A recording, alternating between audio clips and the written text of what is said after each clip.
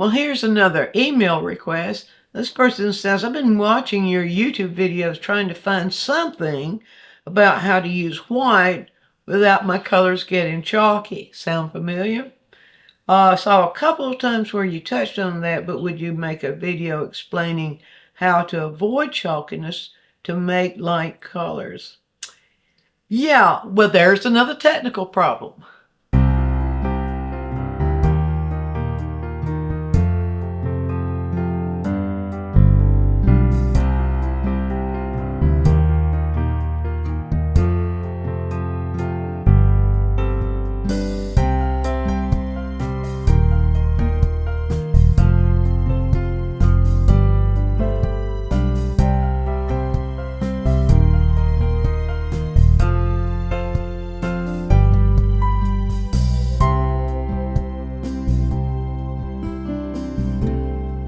This one requires that you really understand what your colors will do. And that involves not just picking up a tube of yellow when you need yellow or when you think you need yellow, or a tube of blue when you think you need blue, but it's looking at your subject in terms of how is the light hitting the surface and what colors are being created by that light. So there's part of it. If you don't know your colors, watch don't we have a quick tip on reading your tube colors? I think we do. If we don't, if you will make a request in the comments section, I'll send you a link to a little short clip of how to read your tube colors, because that's very important. Know your tube colors, know what hues are in them, know their temperature, know where they belong on the color wheel. And the reason that's important is because the colors that are on this side of the color wheel, when we add white to them, lose their yellow characteristic. The warm colors, all the colors really that have yellow in them, when white's added to them, they lose their characteristic. Now I want to show you a prime example of that. Remove the color wheel for just a moment. I have a yellow-green right here. This is sap green. I'll just put this over here. That is sap green. It's a dark, transparent yellow-green. That's the hue of sap green. Now, if I just add white to sap green to raise its value,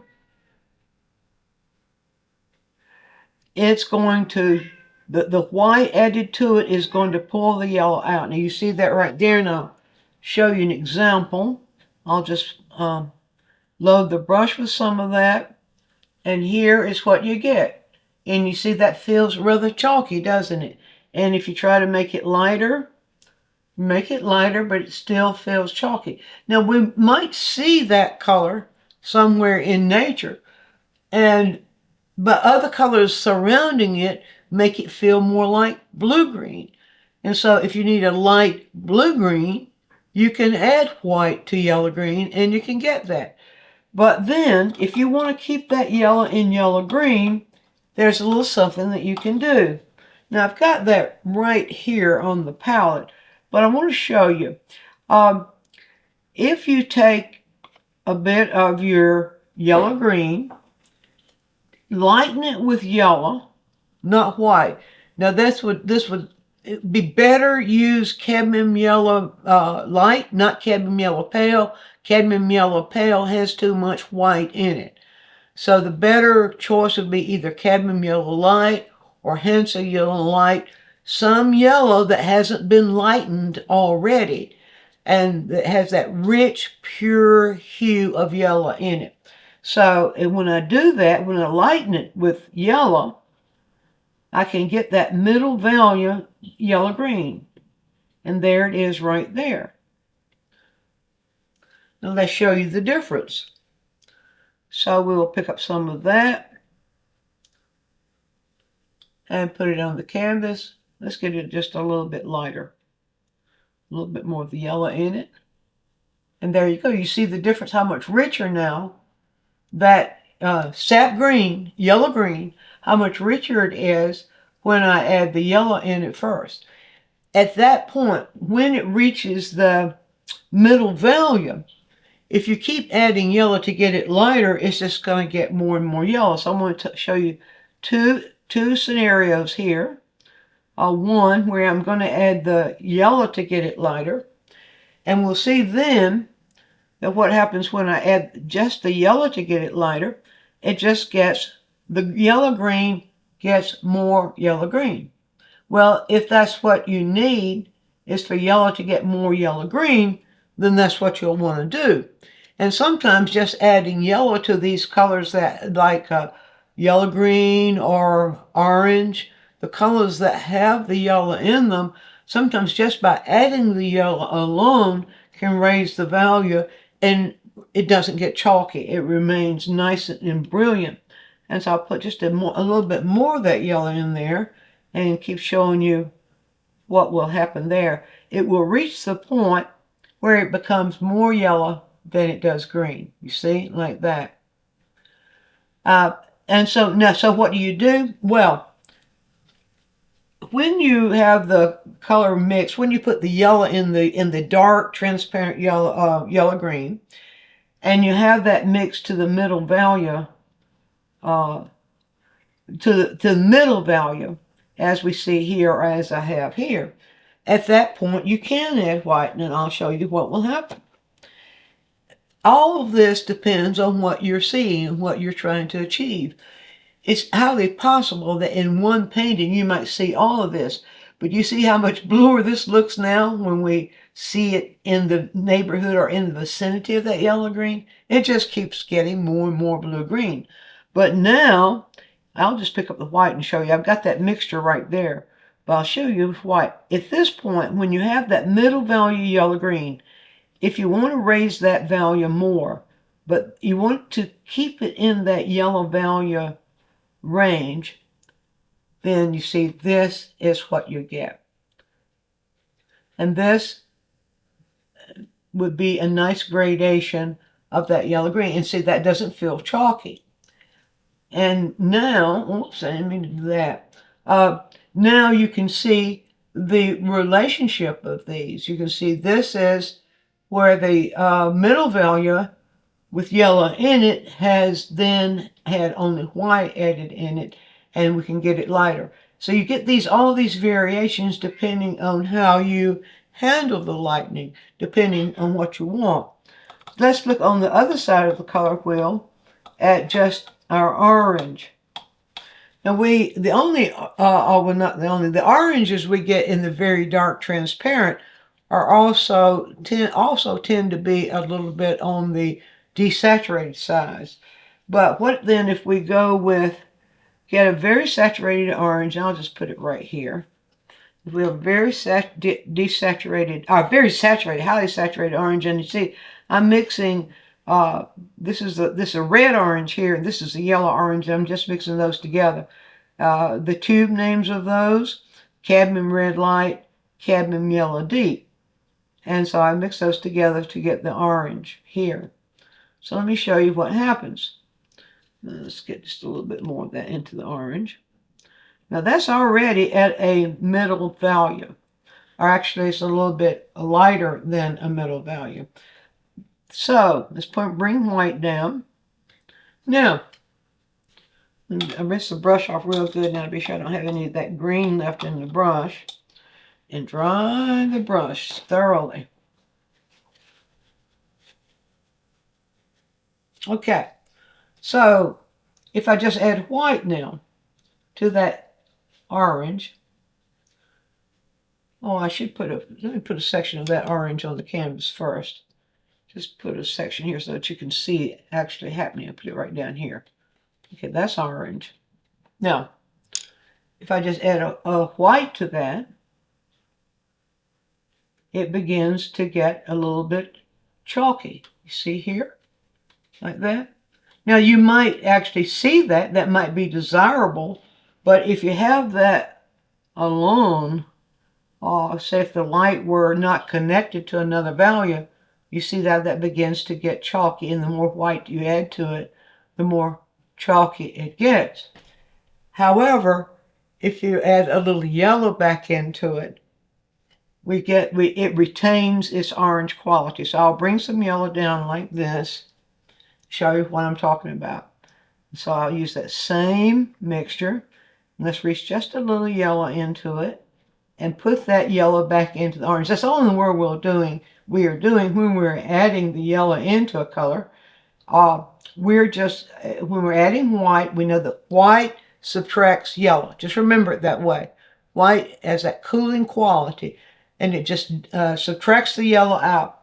But then when we put that yellow back in, as we raise the value, here's the difference. And you see how much brighter, how much more alive this yellow-orange, or this orange as raised in value is now. And now I can keep adding the white to it. Right here, you see there, and it keeps its brilliance. It doesn't get chalky. So there's what happens on the orange side. Now, when you're working with blues, that sort of thing doesn't really happen. When you're working with blues, I'll just pull a little bit of ultramarine blue here and show you. This is ultramarine blue. It is blue that leans slightly towards violet. And because it is so cool, blue is the coolest color we can have. Because it's so cool, it doesn't have any yellow in it. And because it doesn't have any yellow in it, let's load the brush with white first. Forgot again, I want to put some of that ultramarine blue on the by itself. Just put it right here. I'm going to run out of space in a minute. You can see that's very, very alive. It's a very lively, transparent blue. Unlike cobalt blue. Cobalt is more opaque blue. But cobalt blue, when you add white into ultramarine blue, it's very, very close to cobalt. But here's what I'm going to do now. I'm going to add just a bit of blue into the white. And you see here, that blue doesn't lose its vibrancy. Even when I put it over here, it doesn't lose its vibrancy. If the blue is leaning in a direction other than where you want it to go, then the thing to do is to go with just a tiny bit of red violet. Now, I'll show you how you can do that right here. Pull some of white over here and add a touch of red violet into the white, because that very slight violet leaning that ultramarine blue has may, depending on the color you're trying to get, it may make it feel just a little bit too cool. So in this case, you want to warm it towards red. And so I'm going to add just a touch, not much. I don't even want to see it. Just a touch of this value corrected. You always correct the value. And just a touch of that into that blue. Now put it right here. Can you see the difference there? It has just a little bit more oomph to it, a little bit more brilliance to it. Now, one thing that when you're actually painting, one thing that you can be careful about, and I'll show you, I don't have much space left, but I've got this as an example.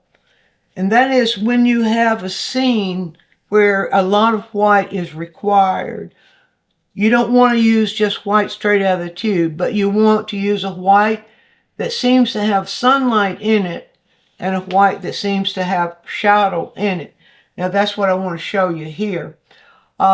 If a scene like this where we have snow and lots of white in there, if you simply just mix blue and white, and that's all you did, or some people wouldn't even see the blue there if you're out in plain air on a snowy day like that, you might not notice that those cast shadows seem to be falling more in the blue range, and you might reach for black.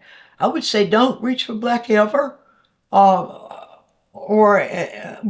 just when you're in the process of working with color. Black is not a color, not really. It can be made a color, but that's we have another quick tip on that. Instead of using black, go for a hue. And I'll show you a little trick you can use to keep your white snow from looking chalky.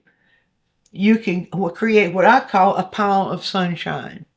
You see these light areas here where the sun's hitting the snow. It's a little bit exaggerated in this photograph. All right, so I'm going to bring some white down right here. And here's how I do that. It's a little bit tricky, but if you do it right, it can really create wonders.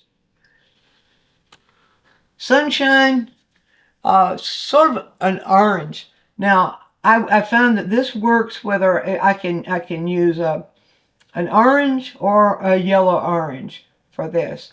I'm going to use the yellow orange. This is cadmium yellow deep, and it's already a very light color, but I won't put it directly into that. I want to put it over here first.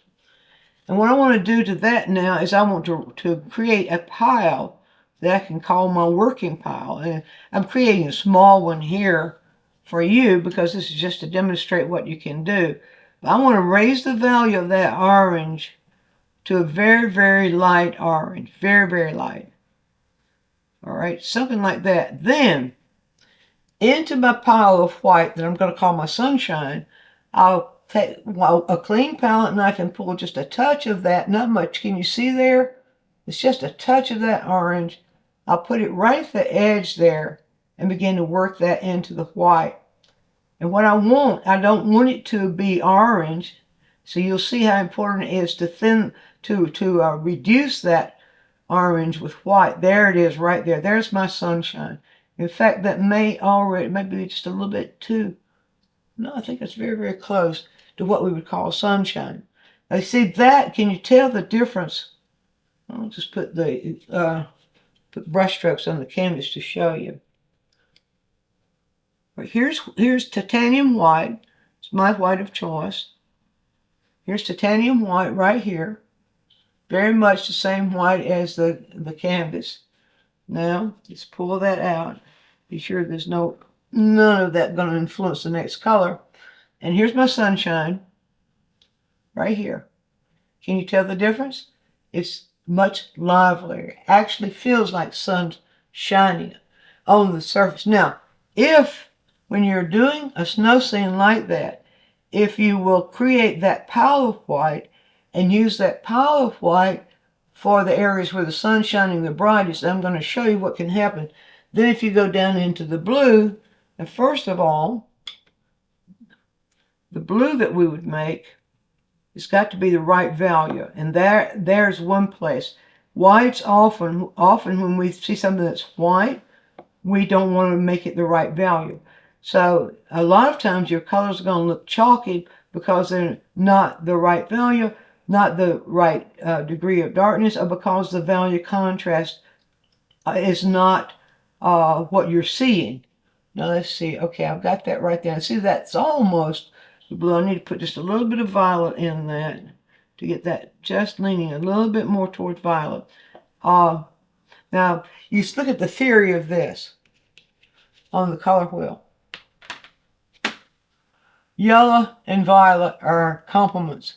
By the way, Richard Schmid reminds us that the word complement means to complete. So they're not only opposites, but they complete each other. And that when we look at them together, they enhance each other. But we're not using a violet as violet. We're using the violet that's in the blue violet. So by putting this a little bit of the violet, the red violet, into the blue, just enough, just to tint it, I want to show you what we'll get. Let's see if I got that right. I may have that even a little too dark. Get that just right to show you. And just a little bit of white in it. When the colors are right, the painting will be right.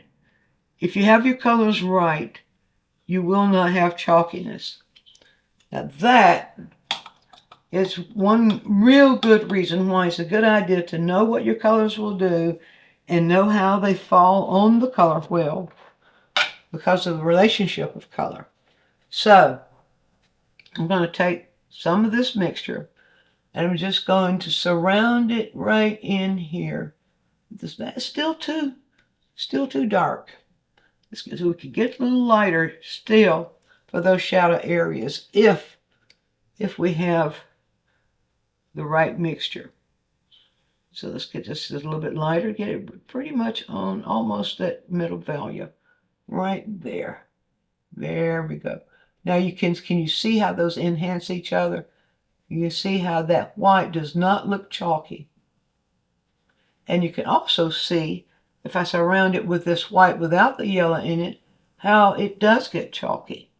The white itself will get chalky. See there, can you see the difference between those two? The blue that has a slight bit of violet in it, surrounding what I call my sunshine white, gives you that brilliant white that will not be chalky. If you just use plain white, it does tend to go chalky. So just those little principles, learning, practicing with them, practicing what you see me doing here, practicing working with those principles, and know your tube colors, where they fall on the color wheel, so you'll know when you're working with light that requires white. You'll know, are you going to need to add more yellow into that or not? Are you going to need some sunshine in your white? If you do, then you know what to do about that. I think you'll find that's a lot of fun, and it will certainly get rid of that problem of chalkiness. Be sure and view all of our quick tips. And while you're doing so, subscribe to the channel, click on the bell, so you'll always get a notice when we produce a new quick tip, which is every week. And if you have a question, leave it in the comments section, and we'll make a quick tip for you. Also, take a trip over to DyingMinds.com, where I have full-length lessons, downloads, DVDs, lots of other stuff there, some free stuff for you. And while you're there, you can subscribe to the newsletter, and that way you'll always be informed every time we do something new.